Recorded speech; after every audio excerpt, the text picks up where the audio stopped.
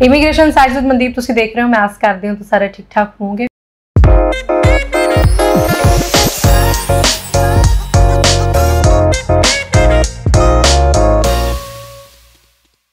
फिर तो एक बार मेरे नाल जुड़े ने वेस्टर्न ओवरसीज तो mister Pradeep ji, hello welcome, सत श्री अकाल। थैंक यू जी, सत श्री अकाल जी। ठीक ठाक हो जी? बहुत बढ़िया जी। ठीक, जुड़ सकते हो साडे नाल तुसी भी। पिछले शोज़ नूं प्यार देने लिए बहुत बहुत धन्यवाद। फिर तो अज गलबात करांगे पिछे दे जिहड़े सैशन सी असीं स्टडी वीज़ा नूं लैके कुछ एक प्रोग्राम थोड़े घट कीते सी, क्योंकि पीआर नूं लैके अजकल बहुत ज़्यादा जिहड़ा काम आ वधिया होया। बहुत सारे जिहड़े लोग ने उन्हां दी प्रोफाइल इन्नी अच्छी सुटेबल सी, बट वो चाहते सी कि वेस्टर्न ओवरसीज सर्विसेज दवे। सो हुण पीआर वाले पासे रश इन्ना ज़्यादा पै गया कि असीं उहदे अवेयरनेस ते टॉपिक तुहाडे नाल शेयर करन लग पे। ये नहीं है कि असीं स्टडी वीज़ा नूं भुल गए, असीं उद्दां स्टडी वीज़ा की गलबात भी जिहड़ी है शोज़ दे विच करांगे। सो गलबात जिहड़ी है डिटेल च करांगे। अज आस्ट्रेलिया नूं मुख रखते हुए अज दा जिहड़ा शो है वो असीं लैके चलांगे। तुहाडे ज़हन च कोई भी सवाल है किसी भी कंट्री चानू लैके साडे नाल तुसीं कॉमेंट सैक्शन राहीं या कॉल करके डिस्कस कर सकते हो। सब तो पहला सर्विसेज की जानकारी मैं प्रदीप जी तो लैना चाहूँगी। प्रदीप जी, 1 मिनट च मैं जवाब चाहूँगी, किहड़ियां सर्विसेज कित्थे अवेलेबल ने, किवें तुहाडे नाल या तुहाडी टीम दे नाल कनैक्ट हो सकदा, दैन फिर असीं आस्ट्रेलिया की गलबात करांगे जी। देखिए, जैसे आपको पता है कि हम 18-19 ईयर से इस बिजनेस में हैं, राइट। और हमारे आज की डेट में 12 ब्रांचेज इंडिया में, 3 ब्रांच हमारे बाहर हैं, जिसमें 2 कनाडा में, 1 ऑस्ट्रेलिया में और 1 वर्चुअल ऑफिस है हमारा। तो हम जैसे कि एकेडमी की बात करते हैं, हम आइल्स, पीटी, टॉफल, ठीक है, ये ऑनलाइन ऑफलाइन दोनों तरीके से पढ़ाते हैं। इसके अलावा आपका कुछ फॉरेन लैंग्वेज हैं वो भी हम कराते हैं, जिसमें जर्मन है, स्पेनिश है, ठीक है। इसके अलावा आपका फ्रेंच है, ये भी ऑनलाइन एंड ऑफलाइन दोनों अवेलेबल है। इसके अलावा रियलिटी टेस्ट हमारे बहुत फेमस है, वो टाइम टू टाइम हमारे ऑनलाइन एंड ऑफलाइन दोनों चलते हैं। इसके बात करें तो study visa Canada, Australia, New Zealand, UK, USA, Europe, Singapore, Dubai, सारे कंट्रीज स्टूडेंट वीजा करते हैं हम। हर एक कंट्री के लिए डिफरेंट टीम है। इसके अलावा जैसे कि हमारे पास एक क्या नाम माइग्रेशन लॉयर्स की टीम है, चाहे हम कनाडा की बात करें चाहे ऑस्ट्रेलिया की। तो जैसे कनाडा में हमारे 2 ऑफिस हैं, ऐसे ही मेलबर्न ऑस्ट्रेलिया में 1 ऑफिस है। तो दोनों जगह पे हमारे लॉयर बैठते हैं, ऐसे ही इंडिया में बैठते हैं। तो हम पीआर, बिजनेस इमिग्रेशन ये सब भी करते हैं। अगर कोई आपने बिजनेस स्टार्टअप करना है कनाडा में तो वो भी है। इसके अलावा पीआर भी करते हैं। इसके अलावा आप टूरिस्ट वीजा करवाना चाहते हैं तो टूरिस्ट वीजा भी। तो कनाडा और ऑस्ट्रेलिया दोनों कंट्रीज में हमारे पास माइग्रेशन लॉयर हैं। तो किसी भी कंट्री में कोई भी किसी भी टाइप की आप सर्विसेज लेना चाहते हैं, स्टूडेंट वीजा से लेके टिल पीआर, बिजनेस इमिग्रेशन, तो वी आर अवेलेबल। हम यहाँ भी अवेलेबल हैं, हम बाहर भी अवेलेबल, राइट। सो किसी भी तरीके की कोई भी लीगल सर्विस तुसी लेना चाहते हो तो तुसी वेस्टर्न ओवरसीज दी किसी भी ब्रांच विजिट कर सकते हो। अलग-अलग शहरों में ब्रांचेस हैगियां ने। कैनेडा नूं लैके भी असीं अगला जिहड़ा शो है वो जरूर डिस्कस करेंगे। फिलहाल आस्ट्रेलिया की गल करनी बहुत जरूरी है। आस्ट्रेलिया नूं लैके मार्केट दे विच नेगेटिविटी बहुत देखने को मिल रही है, स्टूडेंट बहुत वरिड दिख रहा है। अज ही सवेरे मैंने किसी का कॉल आया कि 40 लाख के फंड शो किए थे, अपने खुद के परसनल फंड से 6.5 बैंड से +2 की हुई सी, फिर भी रिजेक्शन आ गई। सो मैंने नहीं पता रिजेक्शन क्यों आई, किवें नहीं। आप स्टूडेंट की प्रोफाइल जी उन्होंने लैके भी इदां दी बहुत सारी प्रोफाइल्स ने। सो रिजेक्शन जिन्नी सुन रहे हैं कि उन्नी रिजेक्शन हैगी है कि वीज़ा सक्सैस रेट भी है अज की तरीक दे विच? देखिए, सक्सेस रेट बहुत हाई है ऑस्ट्रेलिया का, लेकिन इस चीज का ध्यान रखना पड़ेगा कि सारी की सारी पावर वीजा ऑफिसर के पास है, जिसको बोलते हैं जीटी, राइट। जीटी के अंडर वीजा ऑफिसर हर एक चीज चेक करता है। अगर उनको लगता है कि स्टूडेंट वास्तव में जेन्युइन है और सिर्फ उसकी इंटेंशन पढ़ना है तो वो उसको वीजा देंगे। 40 लाख के फंड दिखा दिए, वो एक फैक्टर है, रेस्ट फैक्टर और भी हैं। तो जीटी मतलब जेन्युइन टेम्परेरी इंट्रेंट, तो वीजा ऑफिसर देखना चाहता है कि आप रियली जेन्युइनली वहां पढ़ना चाहते हैं कि नहीं, राइट। जी। तो इसमें कैंडिडेट के मतलब जो हाँ से कंट्री, होम कंट्री से बिलोंग करता है, वहाँ क्या सर्कमस्टांसेस हैं उसके, जहां वो ऑस्ट्रेलिया में जा रहे हैं उसके पोटेंशियल वहाँ सर्कमस्टांसेस क्या हैं, ट्रैवल हिस्ट्री क्या है, इमिग्रेशन हिस्ट्री क्या है। इसके अलावा पेरेंट्स जो स्पॉन्सर कर रहे हैं वो किस टाइप से, किस बिजनेस में है, किस प्रोफेशन में। तो ये बहुत सारी चीजें हैं और डीप रिसर्च, राइट प्रदीप, ये सारी चीजें हैं। जीटी जो है इसका हम बहुत टाइम से डिस्कस कर रहे हैं कि हाँ जी, काफी साल से जीटी जो है इस प्रोसेस से निकलना ही पड़ता है। हर एक स्टूडेंट को जिसने अप्लाई करना है, जीटी क्लियर होगी तो आपका वीजा आएगा। वो भी ये नहीं कि 100% आएगा, किसी केस में रिजेक्शन देखने को भी मिल जाती है आज की डेट में। लेकिन जीटी का इतना ज्यादा रोला क्यों मचा हुआ है कि भाई अब जीटी, अब क्या जीटी लोग को लेके कुछ रूल रेगुलेशन में चेंजेस आए हैं या फिर चीज क्या है, इसके बिहाइंड का रीजन क्या है, वो जानना चाहूंगा। देखो, जो ऑस्ट्रेलिया है ना वो इमिग्रेंट कंट्री है, मोर देन 180 कंट्रीज के स्टूडेंट्स वहाँ पढ़ने जाते हैं और इंटरनेशनल एजुकेशन पे उनकी बहुत ज्यादा मतलब एक तरह से इकोनॉमी कह सकते हैं डिपेंड है। अब वो चाहते हैं कि उनके पास जो भी स्टूडेंट आए ना वो बहुत टैलेंटेड कैंडिडेट आए, मतलब वो वहां पे पढ़ के उसके बाद वो वर्क वीजा पे भी जाता है बच्चा, तो वो मतलब चाहते हैं कि भाई वो बच्चा जो वहां पढ़ने आ रहा है वो कहीं ना कहीं उस कंट्रीज को भी हेल्प करे, ठीक है, तो वो चाहते हैं कि जेन्युइन स्टूडेंट आए।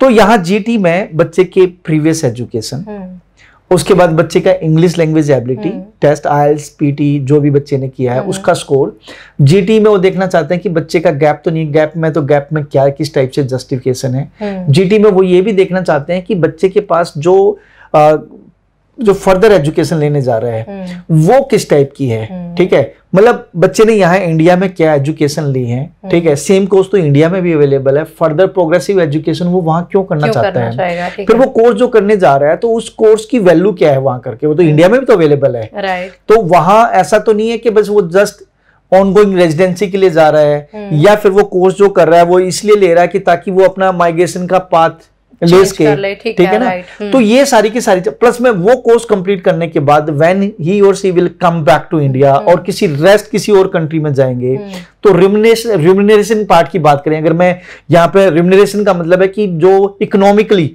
मतलब उसकी स्टडी कंप्लीट करने के बाद विच टाइप ऑफ जॉब ही और सी विल गेट, तो उसमें उसकी सैलरी कितनी होगी, उसका आउटकम क्या होगा, उसका स्टडी कंप्लीट करने में किस टाइप की उसको कितनी सैलरी पे उसको जॉब मिलेगी, तो ये देखना जरूरी है। तो इन चीजों पे ही एक बच्चे का वीजा है और इन चीजों पे एक बच्चे का वीजा रिजेक्ट है। फिर वो देखना चाह रहे हैं कि भाई फंड्स कितने हैं, फंड्स है तो वो कितने पुराने हैं, क्या वो रेगुलर फ्लो है उन फंड्स का या नहीं है। हमारे यहाँ पे बहुत बड़ी प्रॉब्लम है कि फंड्स एक बार डाल के भूल जाते हैं, वो इधर उधर से मैनेज करते हैं। फिर सबसे बड़ी बात जैसे आपने बताया ना 40 लाख के फंड्स हैं, तो फंड्स का सोर्स क्या था, कितने पुराने थे और किस मोड में थे, ये देख, ऐसा तो नहीं एक बार डाल के भूल गए हूँ, ठीक है।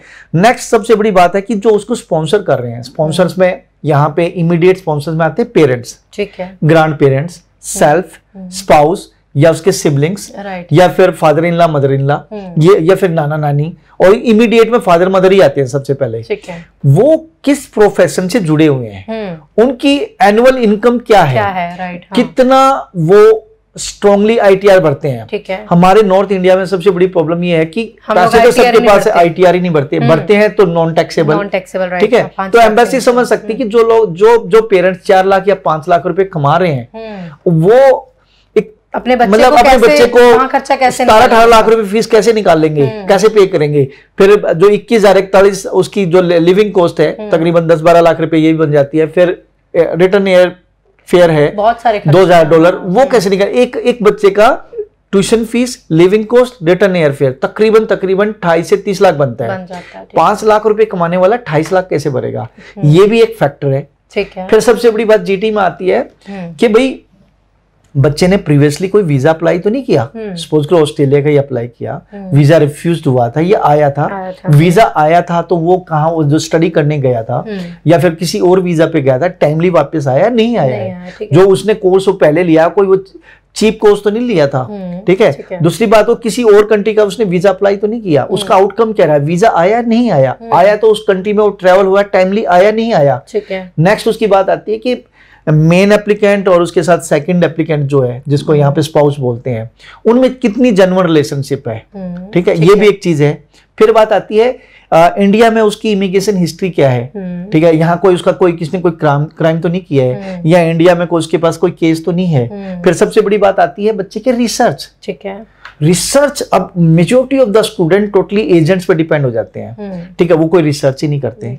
मेजोरिटी ऑफ द स्टूडेंट को यही नहीं पता होता कि उसने क्या नाम है एसओपी में क्या लिखा है, क्योंकि उसके एजेंट ने लिखा होता है। और यहाँ हम स्ट्रांगली रिकमेंड करते हैं कि बच्चा अपने आप डीप रिसर्च करके लाए, अपनी एसओपी लिख के लाए, ठीक है। We are here to help them कि अगर वो कोई सेंटेंस गलत है या उसको लगता है कि भी कोई चीज उसने ऐसी डाल रखी जो इररिलेवेंट हो, यस उसमें हम हेल्प कर सकते हैं, लेकिन स्टूडेंट के डीप रिसर्च ही नहीं होंगे तो वीजा ऑफिसर तो पहले ही समझ जाएगा ये 8 बैंड वाली एसओपी बच्चे के तो 6 बैंड है बच्चे, और यहाँ किसी एक्सपर्ट ने ये लिखी हुई है। तो यहाँ पे, और वो भी 300 वर्ड में, 300 वर्ड, ओनली 300 वर्ड में वीजा ऑफिसर को कन्विंस करना है, तो उसमें ये सारी चीजें हैं।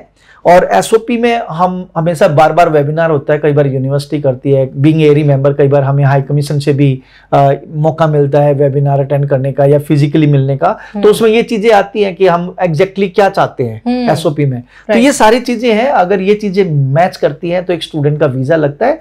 तो ये पैरामीटर्स सिर्फ एक 40 लाख नहीं मैटर करेगा, बात करती है कि रेस्ट फैक्टर्स भी हैं, ये अगर मैच करते हैं तो डेफिनेटली आपका वीजा लगेगा। और एम्बेसी को लगना चाहिए और होना भी चाहिए कि you are going only and only for the study purpose, and after completion of study you will come back to your country. बहुत सारे ऐसे स्टूडेंट थे, हमने केसेस देखे, जैसे वही बात ना कि आपके 5 लाख है तो आप कहाँ से 10-12 लाख रुपए खर्च कर लोगे, 28-30 लाख आप कहाँ से मैनेज करोगे। बहुत सारे स्टूडेंट थे जिन्होंने ऑस्ट्रेलिया जाकर अपने कोर्स चेंज किए, कॉलेज चेंज किए कि ये कॉलेज महंगा है, मुझसे फीस अरेंज नहीं हो पा रही, या कोर्स महंगा है, मेरे को अपना खर्चा निकालने के लिए ना। तो अभी उन स्टूडेंट का क्या बना और इस फैक्टर का आने वाले और बाकी स्टूडेंट पर इम्पैक्ट पड़ा कि नहीं? यस, आप देख ही रहे होगे कि नॉर्थ इंडिया खासकर हरियाणा और पंजाब से कुछ यूनिवर्सिटीज ने तो ऑलरेडी एप्लीकेशन लेनी ही स्टॉप कर दी है। उसके पीछे ये रीजन है कि मेजॉरिटी ऑफ द स्टूडेंट्स वहां जाके कॉलेज चेंज कर लेते हैं, कोर्स चेंज कर लेते हैं। एयरपोर्ट से उतरेंगे उससे पहले कोर्स चेंज कर लेंगे, किसी छोटे मोटे कॉलेज में एडमिशन लेंगे जिसमें उसको 1 डे या 2 डेज के लिए जाना हो, वो भी इवनिंग में क्लास लगते हो। तो वीजा ऑफिसर की या इधर से इमिग्रेशन की ना ईगल आई है, होम ऑफिस की खासकर, कि जो बच्चा वहां जाके ऐसे कर रहा है। तो पास्ट में हुआ क्या कि जो बच्चे इस तरीके से गए, कोई मास्टर्स में गया, मास्टर्स में जाने का डिप्लोमा में एडमिशन ले लिया, कोई बैचलर में गया, वहां जाने के बाद डिप्लोमा एडमिशन ले लिया जिसकी फीस कम है, ठीक है, और इजी स्टडी है। तो उन स्टूडेंट्स के लिए बहुत बड़ा एक तरह से प्रॉब्लम आई थी कि कुछ स्टूडेंट्स के तो वीजा ही रिजेक्ट कर दिए, वो वापस भेज दिए, ठीक है। कुछ स्टूडेंट ठीक है पढ़ रहे हैं, लेकिन उसका इम्पैक्ट ऐसा है कि आने वाले टाइम में स्टूडेंट ऐसा नहीं करेगा, और जो करता है वो अपने पैर पे कुल्हाड़ी मार रहा है, ठीक है। तो आज की डेट में सिचुएशन ये है कि आपको वहां जाके जिस प्रोग्राम में आप गए उसी में आप स्टिक रहें, अपनी स्टडी कंप्लीट करें, और उसके बाद आपके पास अप टू 5 ईयर 5 साल तक का वर्क वीजा है। तो आप कम से कम डिप्लोमा, अगर आप यहाँ से डिप्लोमा या 12th पास हैं, बैचलर करें यार वहाँ जाके, अगर आप बैचलर हैं तो मास्टर्स करें। आप जिस कोर्स में जा रहे हैं हायर एजुकेशन में, तो वहाँ उस कोर्स को कंप्लीट जरूर करें, करेंगे तो ही आगे पॉसिबिलिटी है, अदरवाइज फ्यूचर में आपने जो गलती की या जो बच्चे ऑलरेडी वहाँ जाके गलती कर चुके हैं, यहाँ पे जो रेस्ट स्टूडेंट बचे हुए हैं उनके लिए प्रॉब्लम हो रही है। राइट। एक बच्चा ऐसा भी है मार्केट में जिसकी प्रोफाइल बहुत अच्छी है, पेरेंट्स क्योंकि शोज देखते हैं स्टूडेंट, है ना, लेकिन बच्चा कहीं ना कहीं कमी छोड़ देता है अपने रिसर्च वर्क में कि चलो जी सर ये तो मैंने आपकी वीडियोस देख लिया था, मैंने अपने पेरेंट्स को बोला या पेरेंट्स ने समझ के फंड्स अरेंज कर लिए, बाकी चीजें मैनेज कर ली, लेकिन अब मेरे को नहीं पता मैं कौन सी लोकेशन पे जाऊं, मैं कौन से कोर्स में जाऊं। अब इसमें आप कैसे हेल्प करते हो?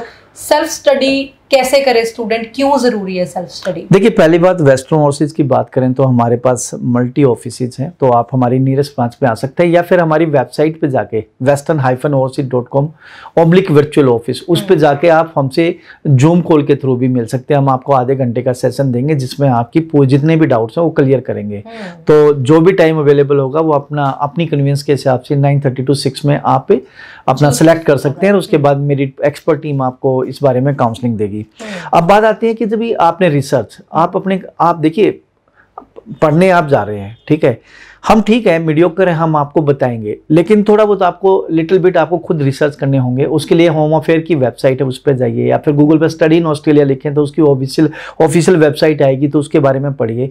इसके बाद यूनिवर्सिटीज कॉलेज के बारे में थोड़ा सा रिसर्च करें। आपने नॉन मेडिकल किया है तो कौन सा कोर्स कर सकते हैं, मेडिकल किया है तो कौन सा कोर्स कर सकते हैं, ठीक है।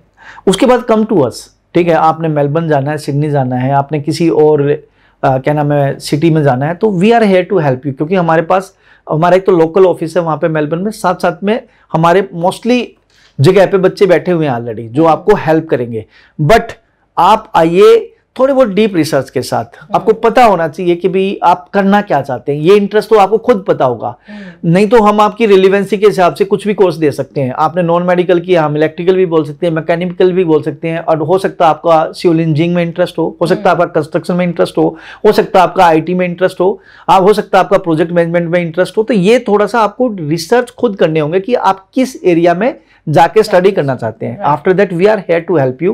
ठीक है, कि आप कौन सी यूनिवर्सिटी कौन से कॉलेज में है। राइट, बहुत बहुत शुक्रिया प्रदीप जी गलबात करने के लिए। थैंक यू जुड़न के लिए। अगले शो च ਅਸੀਂ ਫਿਰ ਤੋਂ डिस्कशन करेंगे। धन्यवाद। जाते जाते मैं एक चीज जरूर बोलना चाहूंगा कि this is the right time. Australia visa देता है, लेकिन आपको ये जो मैंने जीटी का क्राइटेरिया बताया वो आपको जरूर कंप्लीट करना पड़ेगा और थोड़े से रिसर्च करके रखें। 2 मेजर इनटेक हैं कि फेब और जुलाई, इसके बाद अक्टूबर नवंबर इनटेक भी होता था। जो ये वीडियो अभी देख रहे हैं जुलाई इनटेक जा चुका है, तो अक्टूबर नवंबर या फिर फेब 2024 के लिए आप हमसे कॉन्टेक्ट कर सकते हैं। सोशल मीडिया का टाइम है, न्यूज कई बार बहुत जल्दी स्प्रेड हो जाती है, कई बार थोड़ा सा टाइम लग जाता है। हम आज की वीडियो में एक चीज और डिस्कस कर लेते हैं कि जो बच्चे अभी आज की डेट में +2 कर रहे हैं, अभी हो जाएगा अगले मतलब अगले साल उन्होंने एग्जाम देने हैं, तो अभी से क्या क्या प्रिपरेशन शुरू करें ताकि ज्यादा टाइम का उनको वेट ना करना पड़े। ठीक है, सबसे पहले तो उनको जो मेजर सब्जेक्ट्स हैं उसमें बड़ा ध्यान रखना है। यहाँ मेजर सब्जेक्ट की बहुत वैल्यू है।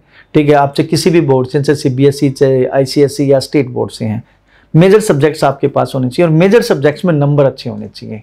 ठीक है, नंबर्स का मतलब ये है कि आपने जैसे नॉन मेडिकल है, फिजिक्स, केमिस्ट्री, मैथ और इंग्लिश में आप इसमें आपको हर एक सब्जेक्ट्स में मोर देन 60 का स्कोर लेके चलें। 70 आ जाए, 80 आ जाए तो वेल एंड गुड है। ऐसे ही मेडिकल, ऐसे सुपर मेडिकल, ऐसे ही कॉमर्स, ऐसे ही जो ह्यूमैनिटी से रिलेटेड बच्चे बिलोंग करते हैं, आर्ट्स से रिलेटेड, वो भी। तो आप अपने मेजर सब्जेक्ट्स के ट्यूशन लगवाएं या जैसे भी हैं उसमें नंबर अच्छे लेके आएँ, फर्स्ट थिंग। सेकेंडली, आप अपना पैन कार्ड, अपने पेरेंट्स का पैन कार्ड जरूर बनवाएं। साथ साथ में पेरेंट्स की income tax return, ITR as per their profession, वो जरूर करें और फंड्स मेंटेन रखें। आपको पता है आपको 28-30 लाख के फंड दिखाने हैं, तो this is the right time. आप अपने फंड्स का फ्लो अपने पेरेंट्स के अकाउंट में बनाना शुरू करें। कुछ थोड़े बहुत रिसर्च करें। ठीक है, जब भी आपके पास टाइम लगे तो थोड़ा सा रिसर्च करें। ठीक है, किसी कंसल्टेंट्स के पास भी जा सकते हैं या फिर आप ऑनलाइन भी बहुत सारी इमिग्रेशन की वेबसाइट पे जाकर देख सकते हैं। और साथ साथ में अपनी कम्युनिकेशन स्किल्स पे जरूर काम करें, क्योंकि आप नॉन इंग्लिश कंट्री में रह रहे हैं, इंग्लिश कंट्री में जाना है तो IELTS, PT, ये इनमें से कुछ आपको एक करना होगा। तो रीडिंग, राइटिंग, लिसनिंग, स्पीकिंग, इन चारों मॉड्यूल्स पे अपनी कमांड अच्छी रखें, क्योंकि IELTS या PT तो आपने करनी है। वहां जाके आपको कम्युनिकेट जो करना है किसी यूनिवर्सिटी, कॉलेज के लेक्चरर से या फिर प्रोफेसर से या फिर वहाँ एम्प्लॉयर से, वो भी इंग्लिश में करना है। तो आप अपना थोड़ी बहुत इंग्लिश मूवी देखें, इंग्लिश न्यूज़पेपर सुने, साथ साथ में try to speak in English. Right जी, बहुत बहुत शुक्रिया गलबात करने ਲਈ। वेलकम, थैंक यू जी। सो वीडियो ਨੂੰ ਦੇਖਣ ਲਈ ਬਹੁਤ ਬਹੁਤ ਸ਼ੁਕਰੀਆ। ਇਹ ਵੀਡੀਓ ਤੁਹਾਡੇ ਕੰਮ ਦੀ ਹੋਏਗੀ और अपने सर्कल 'ਚ ਇਸ ਵੀਡੀਓ ਨੂੰ ਸ਼ੇਅਰ करना बिल्कुल ना भूलियो। ਤੁਸੀਂ ਚਾਹੁੰਦੇ ਹੋ ਤੁਹਾਡੇ ਕਿਸੇ विषय पर चर्चा, जाते जाते एक चीज और बोलना चाहूँगा। जी, देखिए जैसे मैंने बताया मेरा ऑनशोर ऑफिस है ऑस्ट्रेलिया में और वी आर माइग्रेशन लॉयर। तो आप यहाँ से वेस्टर्न ओवरसीज की हेल्प लेके वहाँ गए हैं ऑस्ट्रेलिया में, तो वहाँ मेरा ऑफिस है जो आपकी हेल्प करेगा। बीइंग ए माइग्रेशन लॉयर, तो आपको चाहे किसी भी फील्ड पे, किसी भी मतलब एक तरह से कैन से कि किसी भी वीज़ा में आपको अगर अपनी हेल्प, हमारी हेल्प चाहिए तो वी आर देयर। मेलबर्न में ऑफिस है, we are the migration lawyer. तो कॉलेज को लेके, कोर्स को लेके या फिर वीज़ा एक्सटेंशन को लेके या फिर कोई और वीज़ा आपने अप्लाई करना है तो उन सब के लिए we are there to help you. जी, बहुत बहुत शुक्रिया। फिर तो हाजिर होंगे। सत श्री अकाल।